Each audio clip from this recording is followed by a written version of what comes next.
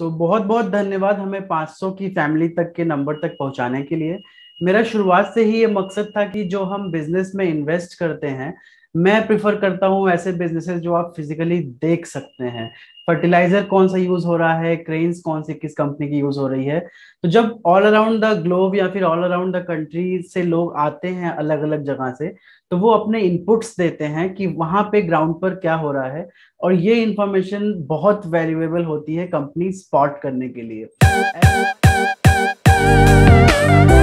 ऐसे ही हमारे subscriber group में से एक पंजाब से मेरे फ्रेंड हैं।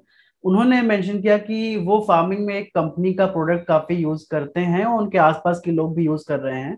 वो कंपनी है चंबल फर्टिलाइजर्स। तो मैंने सोचा कि उसको यूज करके एक डिटेल्ड एनालिसिस करूंगा। ये लंबा वीडियो होगा। ऑब्वियसली पूरी फंडामेंटल एनालिसिस तो हम नहीं कर सकते लाइव बैठ के ऐसे, बट उसका एक आपको जिस्ट दे सकते हैं। इस वीडियो को आप एक फंडामेंटल एनालिसिस के इंडेक्स के तरीके से यूज कर सकते हैं, जहां पे स्टेप्स सारे होंगे। उन स्टेप्स को जो मैं यहाँ पर 5 मिनट में करूंगा, वो आपको बेसिकली 10 घंटे 12 घंटे दिन भर के ऊपर एक्सपैंड करके स्टेप बाय स्टेप डिटेल में पढ़ना होगा, सो दैट आप कंपनी के बारे में श्योर हो सकें। So first thing, fundamental analysis का मतलब होता है कंपनी के बारे में सब कुछ पढ़ना जो बैकग्राउंड में है। जो मैं कह रहा हूं ये कोई लिमिट नहीं होगी। इस वीडियो में जो डिस्कस होंगे वो कोई लिमिट नहीं होगी। फंडामेंटल में वो सब कुछ इन्वॉल्व होता है जो भी उस कंपनी से रिलेटेड है। इंटरव्यूज हो गया, बैलेंस शीट्स हो गई, प्रोडक्ट क्या बन रहा है, ग्लोबल सिचुएशन क्या है उस प्रोडक्ट की, यूज कौन क्या कर रहा है, ये सब चीजें उसमें इंपॉर्टेंट होती हैं। सो ये एक सैंपल की तरह से आप यूज कर सकते हैं and feel free to modify. आपको कुछ ऐड करने का मन है, कुछ डिलीट करने का मन है, तो हमें भी बताइए, हम भी आपसे सीखेंगे। So let me share my screen before taking further time. सबसे पहले मैंने आपको रिसेंटली बताया है कि मैं स्क्रीनर काफी प्रिफर करता हूं, तो स्क्रीनर पर मैंने Chambal fertiliser and chemicals limited search कर लिया। मैंने आपको पहले भी बताया है कि मैंने ये कॉलम्स कस्टमाइज कर रखे हैं, आप पिछले वीडियोस देख सकते हैं। ये मेरा होता है इनिशियल फिल्टर। जैसे आरओसी आरओई हाई होना चाहिए, पी इंडस्ट्री से कम है, प्राइस टू बुक वैल्यू लो है, तो काफी अट्रैक्टिव वैल्यूएशंस मुझे पर्सनली लगते हैं। इसके बाद ही मैं कंपनी के फंडामेंटल्स में एंट्री लेता हूं इन डेप्थ पढ़ने के लिए, जो प्रोसेस 2-3 दिन का होता है डिटेल में सब कुछ जान लेने के लिए। तो इनिशियल फिल्टर्स की अगर हम बात करें तो स्टॉक पी इंडस्ट्री पी से काफी लो है, आरओसी 20% गुड इनफ, आरओई 30.8 काफी हाई है, प्राइस टू बुक वैल्यू 2.41 है और पी भी लो है। तो हम ये मान सकते हैं कि थोड़ा सा सस्ते में मिल रहा है बिजनेस अभी। ईपीएस इसका 40 रुपए के आसपास है। तो प्लेजिंग यहाँ पर एक मुझे नेगेटिव दिख रहा है जो 19.1% है, बट मैं आपको यहाँ पर बता दूं कि प्लेजिंग हमेशा खराब नहीं होती है। जब आप कंपनी के लिए फंड्स रेज करना चाहते हैं तो तरीके कई होते हैं पैसे उठाने के मार्केट से या फिर किसी भी फाइनेंशियल इंस्टीट्यूशंस के। प्लेजिंग उनमें से एक तरीका है। प्लेजिंग अगर की गई है तो इसके साथ में एक क्वेश्चन पूछिए कि प्लेजिंग क्यों की गई है। इसका आंसर मिल सकता है या तो आपको कॉन कॉल्स में, जो हर क्वार्टर में या फिर एनुअल रिपोर्ट्स के बाद जो इनकी कंपनी का मैनेजमेंट होता है वो आपसे कॉल पे बात करता है, और एक्सपर्ट्स और आपके भी क्वेश्चंस ले सकते हैं अगर टाइम सफिशिएंट हुआ तो। सो बेसिकली जिस चीज की आपको बैलेंस शीट में अगर दिख रहा है कि प्लेजिंग हुई है, तो उस प्लेजिंग से मुनाफा बढ़ रहा है क्या, कंपनी का बिजनेस बढ़ रहा है क्या, ये दिखना बहुत जरूरी है। प्लेजिंग हुई है, पैसा लगाया जा रहा है, फिर भी बिजनेस नहीं बढ़ रहा है, तो काफी यूजलेस हो गया। चार्ट्स के बारे में हम बाद में बात करेंगे। टेक्निकल फंडामेंटल्स के बीच में चीज क्या है कि फंडामेंटल आपको बताता है वो सब कुछ जो आपको मदद करेगा कंपनी को 30-40 साल के लिए होल्ड करने में। टेक्निकल आपको बताएगा कि परफेक्ट टाइम ऑफ बाइंग क्या है। तो टेक्निकल हम लास्ट में डिस्कस करेंगे, पहले हम केवल फंडामेंटल्स की बात करेंगे। ये एल्गोरिदम डिवेन होता है, तो मैं बहुत ज्यादा रीड इनटू नहीं करता हूँ प्रोज एंड कॉन्स में इस वेबसाइट पर। जो ये कस्टमाइज चीज है यहाँ पर आ जाते हैं। चंबल फर्टिलाइजर्स यहाँ पर है, 304 रुपए की कीमत है, प्राइस टू बुक वैल्यू काफी अट्रैक्टिव है। हमने 5 का बेंचमार्क सेट किया था लास्ट वीडियो में, तो उससे ये नीचे है। सेम गोस फॉर पी, हमने पी 20-30 माना था, तो ये 8.9 ही है, 9 के आसपास, विच इज गुड इनफ। यहाँ पर 2 कॉलम्स मैंने ऐड किए हैं। पहला है डेट इन रुपीज करोड़, मतलब किसी कंपनी के पास उधारी कितनी है। यहाँ पर जानना ये जरूरी है कि जब कंपनी छोटी होती है, मार्केट कैप उसका छोटा होता है, तो डेट होना लाजमी है, बिकॉज उधार लेकर ही तो बिजनेस एक्सपैंड करेंगे वो लोग, पैसे बहुत ज्यादा नहीं होते हैं। यहाँ पर डेट और रिजर्व्स क्यों देखना चाहिए, बिकॉज अगर डेट इतना है और रिजर्व्स इससे ज्यादा हैं, मतलब अगर आज की डेट में इनको सारी उधारी चुकता करनी पड़े, इनके पास इनफ कैश है। फॉर एग्जाम्पल, अगर ये लिस्ट में नेक्स्ट कंपनी जो एफएससीटी लिखा हुआ है इसको हम देखेंगे तो 15.30 करोड़ की डेट है, बट रिजर्व्स इनके पास है ही नहीं, माइनस में है। तो बहुत ही रिस्क हो गया यहाँ पर हाई, डेट कवर करने के भी पैसे नहीं है। तो हमेशा आप ध्यान दीजिए कि डेट से ज्यादा रिजर्व्स होने चाहिए। तो चंबल फर्टिलाइजर ये फिल्टर भी क्रॉस करता है। इसके बाद क्विक ग्लांस लिया जाए तो सेल्स में ग्रोथ बहुत जरूरी है। यहाँ पर ये माइनस में आई है मार्च क्वार्टर में, विच इज ए नेगेटिव। तो ऑब्वियसली आप देख रहे हो कि ग्रोथ बीच में काफी तेज हुई, 30-40 के आसपास रही, दो बार नेगेटिव हो चुकी है। 2020 में काफी टफ टाइम था तो 12-13 के आसपास ये रही। दिसंबर 2020 में फिर ये डिप हो गई है। तो आपको ये समझना बहुत जरूरी होगा कि जो भी इस सेक्टर से बिलोंग करते हैं, बिकॉज मैं फार्मिंग सेक्टर की उतनी अंडरस्टैंडिंग नहीं रखता हूँ, तो ऐसे में आप हमेशा वो सेक्टर पकड़िए जिसके आप एक्सपर्ट्स हों। आपको पता होगा डिटेल में कि फार्मिंग में क्या हो रहा है, या फिर केमिकल्स का यूसेज, यूरिया का यूसेज क्या कम तो नहीं होता है इस टाइम में, कि ये क्यों कम हुआ है। अगर सेल्स ग्रोथ कम है तो रीजन क्या है इसके पीछे। अगर वो रीजन ऐसे हैं जैसे सिक्लिकल रीजन है, फॉर एग्जाम्पल कुछ अनहोनी हो गई, फार्मिंग नहीं हो रही है, तो इट्स गुड, इतना नेगेटिव नहीं है बिजनेस के लिए। बट अगर सब कुछ नॉर्मल है, आउटसाइड जो अनकंट्रोलेबल्स होते हैं वो सब कुछ अगर नॉर्मल है, फिर भी सेल्स ग्रोथ कम हो रही है, तो ये एक डेंजरस साइन होता है। इसके अलावा ऑपरेटिंग प्रॉफिट मार्जिन काफी जरूरी है देखना। ये बढ़ता हुआ रहता है तो वो काफी हेल्दी सिचुएशन होती है। तो यहाँ पर आप देख सकते हैं कि इवन दो मार्च 2020 में डिप आया, फिर उसके बाद अगर आप पिछले लगभग एक साल का डेटा देखें तो 590, 742, 797 ये लगातार बढ़ रहा था, और मार्च में फिर से डिप हुआ है अगेन। इस डिप को जस्टिफाई आप कैसे करोगे। तो क्या ये अनकंट्रोलेबल था बाहर के एटमॉस्फेयर का जिस कारण से ये डाउन हुआ, या फिर ये कंट्रोलेबल था और कंपनी की इनएफिशिएंसी के कारण दोबारा से डिप हुआ है, ये पूछना बहुत जरूरी है। इसके अलावा बहुत इंपॉर्टेंट चीज जो मैं देखता हूं वो होता है ये अदर इनकम का criteria.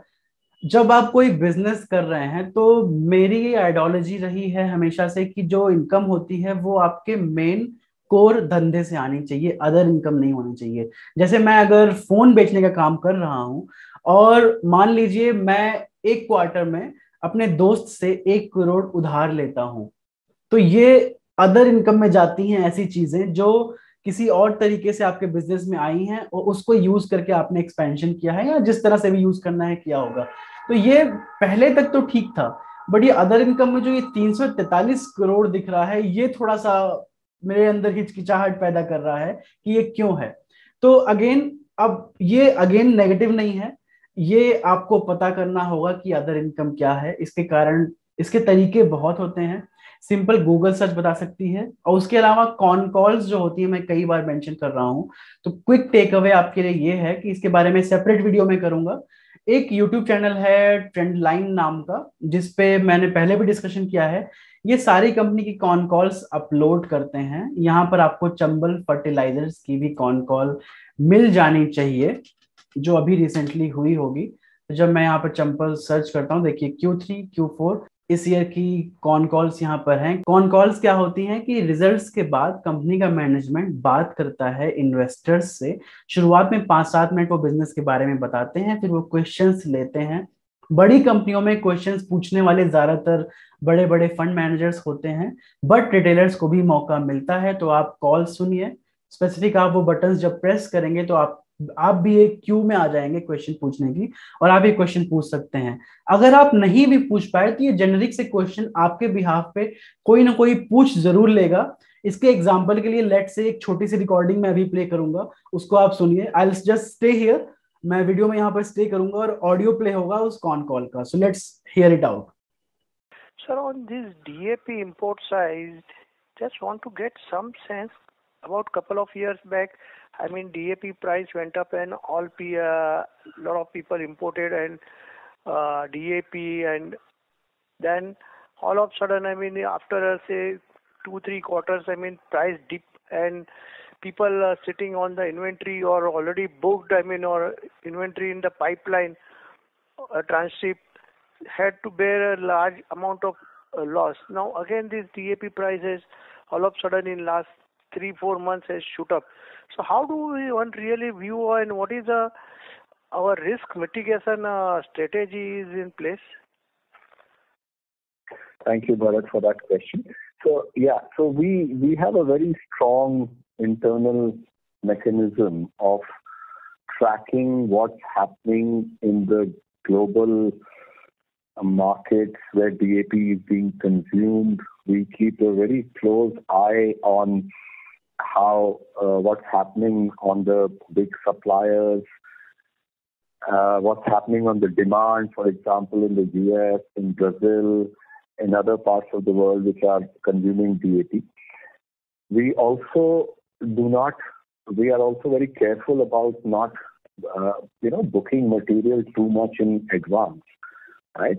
And, really looking at only a couple of months ahead so that we don't buy material at a higher price in a market which could start to go down. Right? So it's a balance that has been achieved over a number of years of experience and strong internal processes,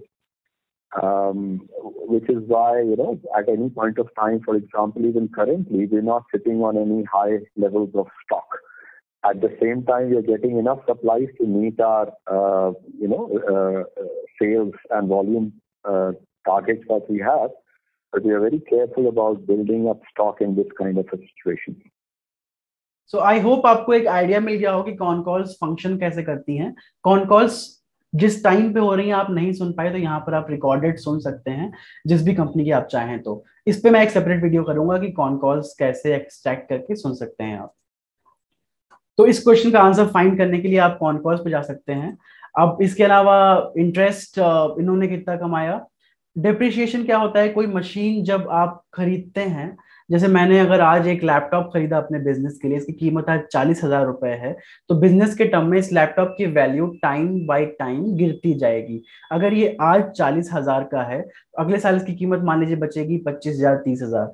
वो जो loss होता है उसको depreciation बोलते हैं, मतलब cost जो है आपके इक्विपमेंट की, आपके एसेट्स की, वो घट रही है टाइम के साथ। नेट प्रॉफिट अगेन इंपॉर्टेंट चीज, ये जो है बढ़ रहा है लगातार, एक पॉजिटिव हो गया। और अर्निंग पर शेयर भी 10-11 के आसपास है, तो ये कांस्टेंट है। कोई बहुत ज्यादा नेगेटिव मुझे नहीं दिख रहा है, बट हाँ एक अदर इनकम पे मैं और फर्दर स्टडी करना चाहूंगा, और ऑपरेटिंग प्रॉफिट यहाँ पर कम क्यों हुआ ये मैं जानना चाहूंगा यहाँ के बाद में। ये जो सेल्स है और नेट प्रॉफिट है, यही होता है टॉप लाइन और बॉटम लाइन। टॉप पे आपको सेल्स दिख रहा है कितनी बिक्री हुई, और बॉटम पे दिख रहा है net profit. So top line और बॉटम लाइन को कंपेयर करना बहुत जरूरी है। अगर आपकी सेल्स बढ़ रही है, टॉप लाइन ऊपर जा रही है, नेट प्रॉफिट भी बढ़ना चाहिए। ये एक आइडियल सिचुएशन होती है। अगर आपकी सेल्स बढ़ रही है फिर भी आपका नेट प्रॉफिट नहीं बढ़ रहा है, दैट मीन्स ये प्रॉपर यूटिलाइजेशन नहीं है फंड्स का। यहाँ पर अगर आप मान लीजिए मार्च 2020 से 1969 से लेके 3,800 तक पहुंचा डेटा इनका दिसंबर 2020 तक टॉप लाइन का, तो बॉटम लाइन में क्या ये इंक्रीज दिख रहा है? जी हाँ, 198 करोड़ नेट प्रॉफिट से बढ़ते बढ़ते ये 471 करोड़ हो गया है। अब यहाँ पर एक इंपॉर्टेंट चीज मैं और मेंशन करूंगा कि अगर आप चंबल फर्टिलाइजर्स को फर्टिलाइजर्स के लिए पढ़ रहे हैं, उनके कोर बिजनेस के लिए पढ़ रहे हैं, तो आपको हमेशा देखना चाहिए स्टैंड अलोन स्टेटमेंट। इसके बारे में मैंने पहले बताया है, क्विक रिपीटिशन में कर दूं। अगर एक कंपनी की 3-4 सब्सिडियरीज हैं तो कंसोलिडेटेड स्टेटमेंट में उन सारी सब्सिडियरीज का डेटा एक साथ होगा, प्लस इस कंपनी खुद का डेटा।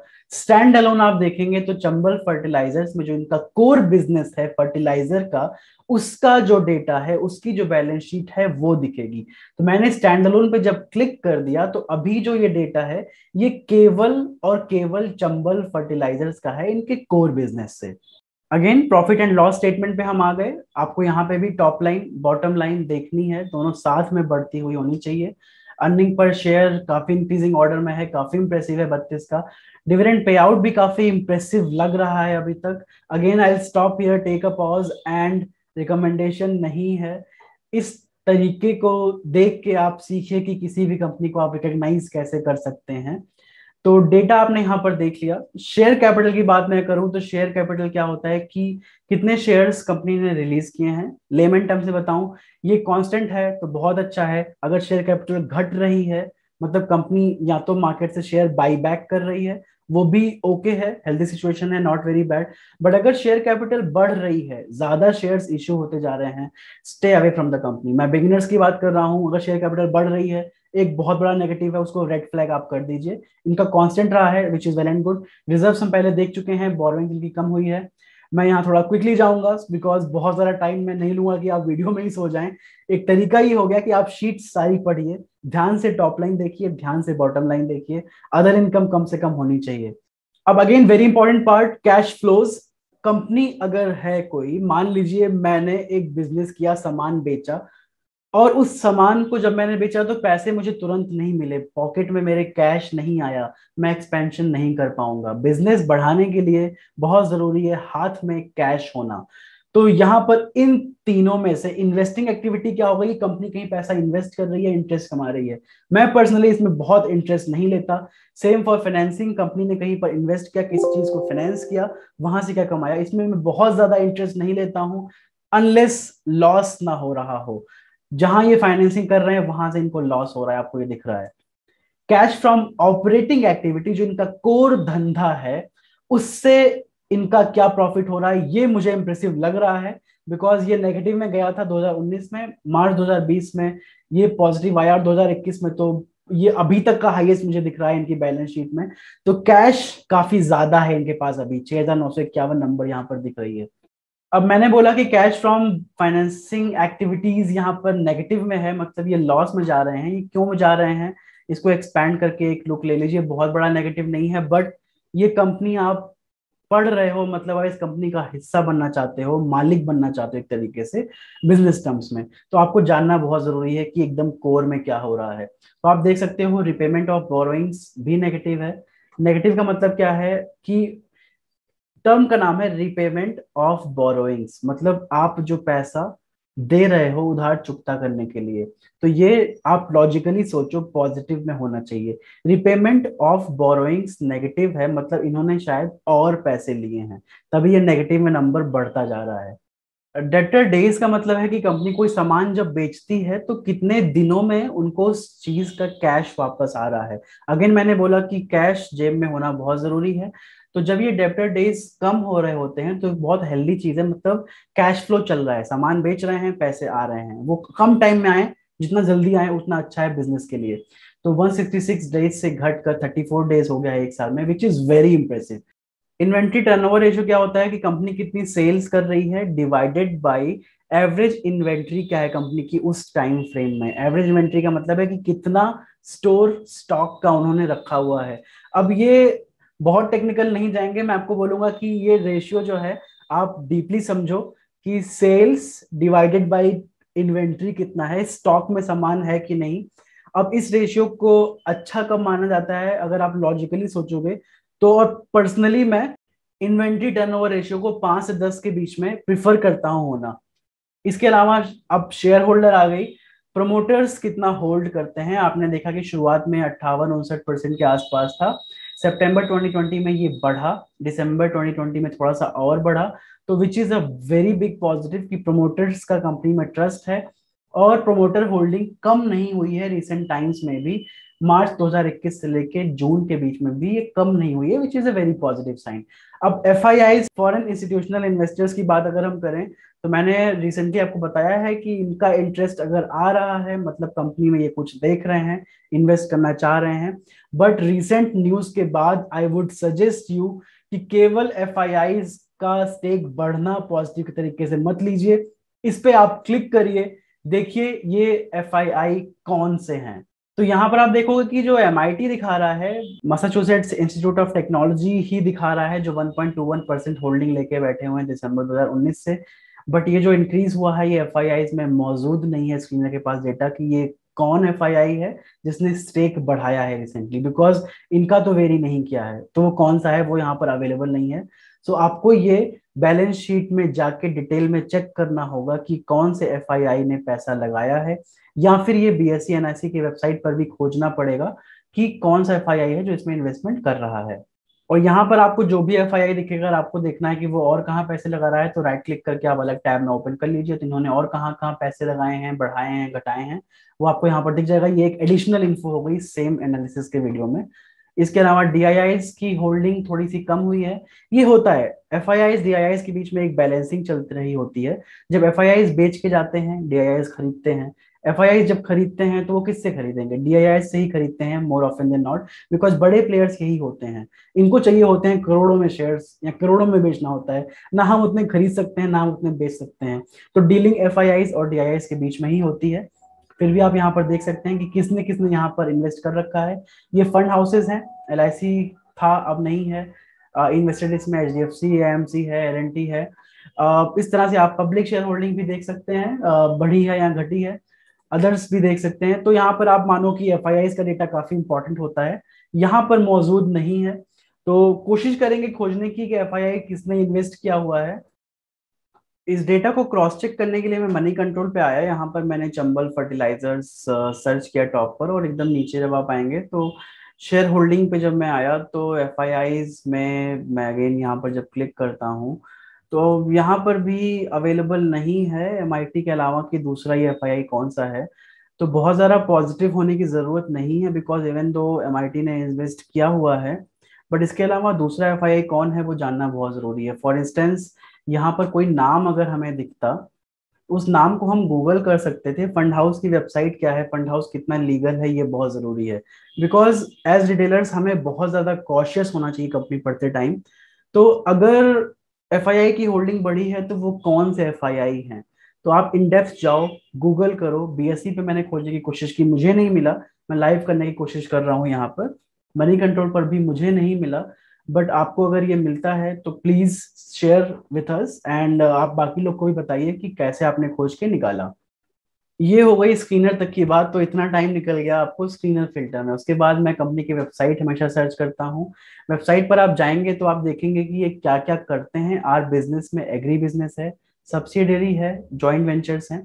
तो मैं पहले प्रोडक्ट्स देखना चाहता हूँ। क्रॉप न्यूट्रिएंट्स में जाएंगे तो फर्टिलाइजर्स क्या होता है कि जो सबसे बड़ा खाना चाहिए होता है क्रॉप क्रॉप को। स्पेशलिटी फर्टिलाइजर क्या होता है, माइक्रो न्यूट्रिएंट का मतलब है कि क्रॉप की प्रॉपर ग्रोथ के लिए बहुत छोटी अमाउंट में चाहिए होते हैं केमिकल्स। ये महंगे होते हैं बट बहुत ही ज्यादा एफिशिएंट होते हैं क्रॉप की यील्ड बढ़ाने के लिए।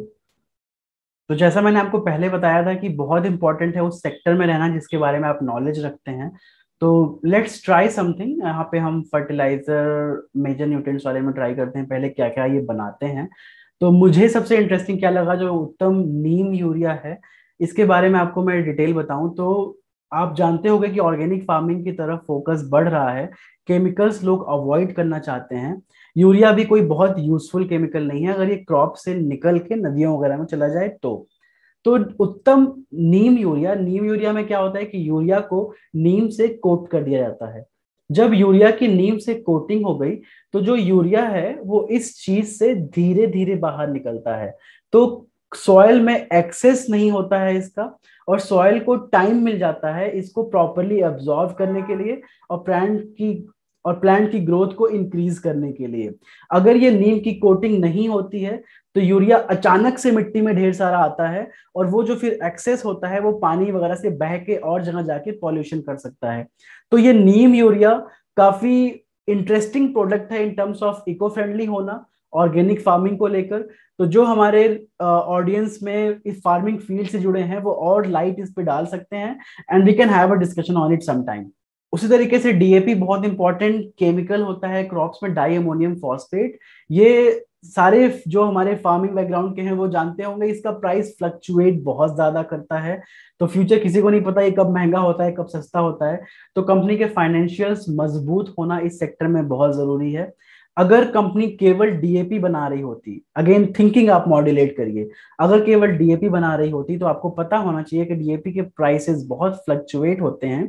तो जो बिजनेस होगा वो इनस्टेबल हो सकता है, एक कांस्टेंट लेवल पे नहीं रह पाएगा इन टर्म्स ऑफ कितना प्रॉफिट बना रहा है।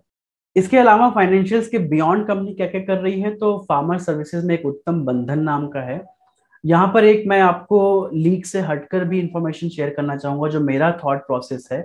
बहुत सारे स्टार्टअप्स और बड़ी बड़ी कंपनियां टीयर 1 टीयर 2 सिटीज पे फोकस करती हैं, बट हमें ये नहीं भूलना चाहिए कि 70% पॉपुलेशन हमारी आज भी गांव में रहती है, जिनके पास वो बेसिक नॉलेज नहीं है जो हमारे आपके पास इजिली होती है। उनके पास वो स्किल भी नहीं है कि वो आसानी से वो इंफॉर्मेशन खोज सकें। तो इस तरह के डिजिटल प्लेटफॉर्म्स या सर्विसेज या कंपनीज जो कुछ ऐसा करना चाहती हैं जिससे फार्मर्स डायरेक्टली इंटरैक्ट कर सकें, अपनी फार्मिंग को और साइंटिफिक बना सकें, एफिशिएंसी बढ़ा सकें, इसका स्कोप बहुत ज्यादा है आने वाले टाइम में, बिकॉज नेचर को लेकर लोग काफी कॉन्शियस हो रहे हैं। तो यहाँ पर ये प्रोग्राम्स जो करते हैं फार्मर्स के लिए, अगेन जो ग्राउंड पे लोग प्रोडक्ट्स यूज कर रहे हैं वो एग्जैक्ट रिपोर्ट्स इनकी स्टडी कर सकते हैं कि जो यहाँ पर लिखा है वो कितना सच है, कितना गलत है। एक उत्तम ऋषि नाम से भी इन्होंने एक खोल रखी है कंपनी, इसको हम आपको दिखाते हैं कि ये है क्या। यहाँ पर कृषि समस्याएं सुझाव, तो ये फार्मर्स के लिए एक डायरेक्ट सर्विस है। किसी भी फर्टिलाइजर को आपको मिट्टी में कितना डालना है उसके लिए हर मिट्टी की स्टडी करनी पड़ती है, जांच करनी पड़ती है। तो अगर आपकी कोई समस्याएं हैं, आप फार्मिंग बैकग्राउंड से हो, तो आप इस ऑप्शन पे जा सकते हो। आपको सॉइल की टेस्टिंग करानी है तो यहाँ पर ऑप्शंस अवेलेबल है। My point of sharing this is कि ये काफी कंसर्न्ड हैं कि फार्मर्स का ध्यान और ज्यादा कैसे दिया जाए एज ए बिजनेस, और ये चीजें फंडामेंटल्स के भी बियॉन्ड जाती हैं। जो ये गुडविल होती है बिजनेस को एक ऑनेस्टली करने का, कस्टमर को एक्चुअली फायदा पहुंचाने का, जो एक ये ऑब्जेक्टिव माइंड में होता है, ड्राइव होता है, ये हमेशा बिजनेस को ज्यादा लंबे टाइम तक आगे ले जाने की काबिलियत रखता है। तो ये एक पॉजिटिव हो गया। तो फंडामेंटल्स की बात हो गई। अगेन यहाँ पे कुछ हाँ या ना नहीं है, मैंने आपको पॉजिटिव्स भी बताए, नेगेटिव भी बताए, और आपको मैंने बोला कि नेगेटिव्स को आप और डीप में पढ़िए। इसीलिए फंडामेंटल एनालिसिस टाइम लेती है, बिकॉज हमने कुछ खोजा, उसमें कुछ बहुत पॉजिटिव मिला, वो तो हमने नोट डाउन कर लिया। जो थोड़ा सा भी डाउटफुल लगा उसके बारे में हमें और रिसर्च करनी होगी। तो मैंने आपको 2-3 टॉपिक्स ऐसे दे दिए हैं, एज होमवर्क रखिए। FII का पता करना है कि कौन सा है जिसने परचेज किया, वो कितना ऑथेंटिक है, कितना लीगल है, अदर इनकम कहाँ से आ रही है, और DAP को लेके कितना ये रोबस्ट हैं कि प्राइस फ्लक्चुएशंस को काउंटर कर सकेंगे। ये आप या तो ऑनलाइन खोजिए, कमेंट से बताइए, या फिर डायरेक्टली मैसेज करिए और हम साथ में इस बारे में स्टडी कर सकते हैं। अब फंडामेंटल्स की स्टोरी को थोड़ा सा पॉज में यहाँ पर दूंगा, ये बहुत लंबा जा रहा है। अब जो मैंने अभी तक किया, ये चीज आप डिटेल में करोगे, इट टेक्स आवर्स। अब जब हम टेक्निकल्स पे आते हैं, तो टेक्निकल्स का कितना यूज है, कितना यूजफुल है, इसके बारे में भी थोड़ा सा ज्ञान में देना चाहूंगा। फर्स्ट थिंग फर्स्ट, जो आपका बिजनेस होता है, उस बिजनेस से टेक्निकल्स बनते हैं। चार्ट आपका बिजनेस से बनता है, चार्ट से बिजनेस नहीं बनता है। तो अगेन दिस शुड आंसर की जरूरी ज्यादा क्या है। अगर आप आज खरीदना चाह रहे हैं 5-6 महीने साल भर के लिए, तो यस, टेक्निकल्स बहुत यूजफुल है। जैसे आपने अगर यहाँ पर बाई किया होता, तो यहाँ से आप जो रिटर्न कमाते वो आप यहाँ बाई करके ना कमा पाते। तो 20-30% का फर्क पड़ जाता है शॉर्ट टर्म में। बट अगर आप 20-30 साल जनरेशन के लिए वेल्थ क्रिएट करने का सोच रहे हैं, तो आप चाहे यहां पर बाई करें 220 पर, चाहे 300 पर, ये 80 रुपए मैटर नहीं करेंगे जब 30 साल के बाद आपकी अच्छे से पढ़ी हुई कंपनी बहुत मल्टी बैगर रिटर्न्स दे चुकी होगी। तो सो मेरा कहने का मतलब ये है कि टेक्निकल इंपॉर्टेंट है, बट बहुत ज्यादा डाइव इनटू मत करिए इसमें कि आप चार्ट देख रहे हैं, पैटर्न देख रहे हैं, जरूरत नहीं है।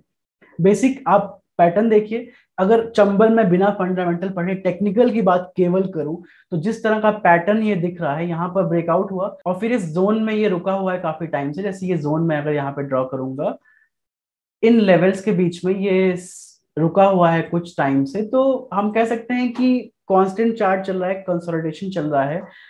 May be after few days यहां से ये ब्रेकआउट दे दे ऊपर की तरफ, इट्स पॉसिबल। अगर आप शॉर्ट टर्म के लिए सोच रहे हो तो यस, टेक्निकल बहुत यूजफुल है। अगर आपको एक्सट्रीमली लॉन्ग टर्म के लिए देखना है तो इतना इंपॉर्टेंट नहीं है।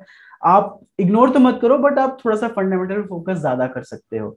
चार्ट में देखना क्या क्या है, पहली चीज तो क्या है, ऊपर एक कैंडल क्या दिख रहे हैं, हमने एक वीडियो कर रखा है वॉल्यूम प्राइस चार्ट एनालिसिस पे, वो आप देख सकते हैं। और नीचे आपको वॉल्यूम दिखना चाहिए। अगर यहाँ पर प्राइस बढ़ा है तो वॉल्यूम यहाँ पर बढ़ा ही होगा, बाइंग आई होगी, ग्रीन वॉल्यूम दिखेगा नीचे आपको, जैसा कि यहाँ दिख रहा है, बाइंग आई, चार्ट बढ़ा। यहाँ पर ड्राई आउट हो गया, थोड़ा सा कांस्टेंट रहा, रेगुलर बाइंग थोड़ी थोड़ी चलती रही चंक्स में। अगेन यहाँ पर बड़ी बाइंग आई, फिर से ऊपर आया ये, और ये यहाँ पर चल रहा है, वॉल्यूम लगातार है।